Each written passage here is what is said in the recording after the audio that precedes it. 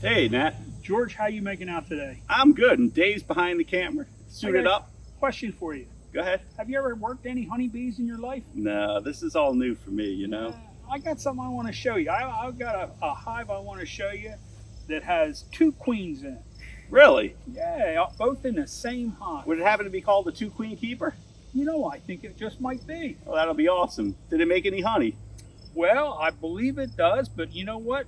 We can take a couple boxes off and put them on a scale, just happens to be here, and we're going to find out.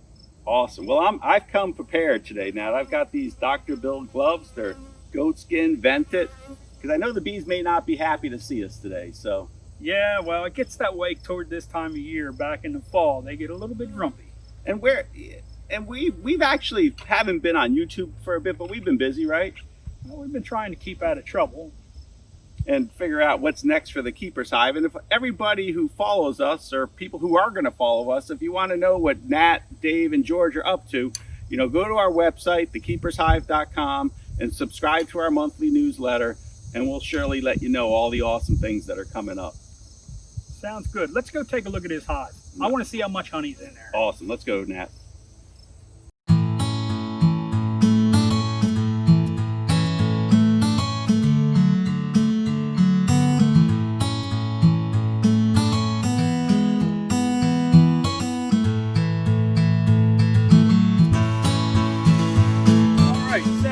Take a look inside here real quick. You all see it, Nat? Yeah. My favorite position to work bees. Just remember, just on my butt.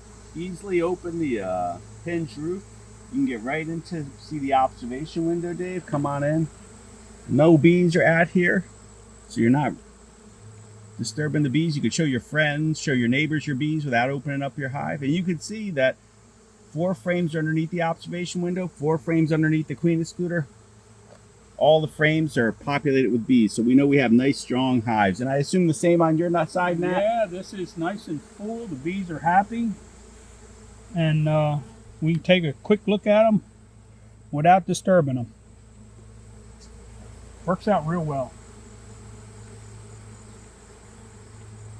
So I'm gonna show you, Dave.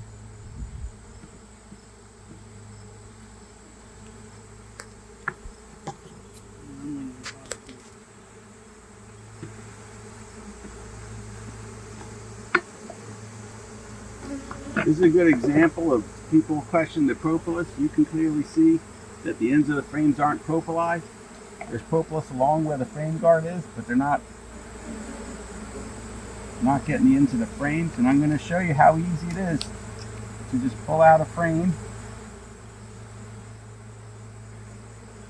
and do a quick look at the frame. You have beautiful caproot on this frame. Nice pollen, nice nectar. It's a beauty. Simple as that. Haven't even needed to remove any of the supers or do any lifting just to make sure that that brood chamber is exactly where we want it. Some of you guys may remember back in the spring when we set this hive up as brand new, we put in 2 very small nucleus hives, and we have been working this hive a little bit during the summer. We gemmaried to keep them from swarming, and once swarm season was over, we've kind of let them do their own thing. So as you can see, here we are just about the 1st of September, and the queens are both still laying very nicely. We've not had any swarming out of this hive, and the hive is very populated by this time of year. We now have 1, 2, 3 10-frame supers sitting on top, along with our 10-frame spacer box. So what we want to do today is take a look and see what their honey production is like. We have been telling you guys that the 2 queen hives produce as much as sometimes 40% more than 2 single hives. So we're going to take a look today and see just what these guys have done so far this summer. Okay, Nat, let's just pull out one of these frames to see what up here in this box. What do you think? Wow, beautiful. So there we go. We got a deep frame that's 100% capped. There's probably 7 pounds of honey on this frame. Here's the next one. Let's take a look at this It one. looks about the same, Matt. What's that look like? So let's take this box off. Beautiful. I'm gonna hold on to that frame for me.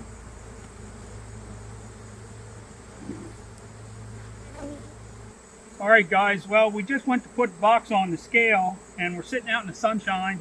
And believe it or not, the scale overheated. The whole screen is blacked out on us. So we're just going to take some of these frames out. We already saw that that frame there is all full. We're going to try the second box. And yes, sir, we are full on that box also. I got some happy bees. The bees are thrilled. No. Now, bees are not happy today. Bees are already telling me to go away. All right, we're all gonna take a step back. We're back. So that box is coming off. You sure?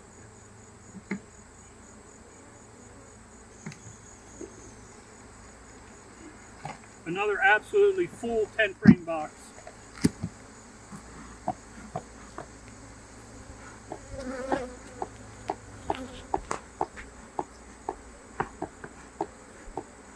Okay, Dave. So we got one 10 frame deep completely capped. We got a second 10 frame deep completely capped. So right there is 140 pounds of honey. So we're gonna look at the next 10 frame box. And we're gonna take a look at the frame inside.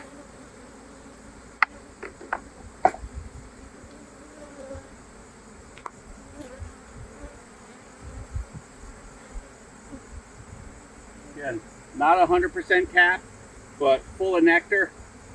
This will be capped within a week or so. So basically another box that all the frames are going to be completely full.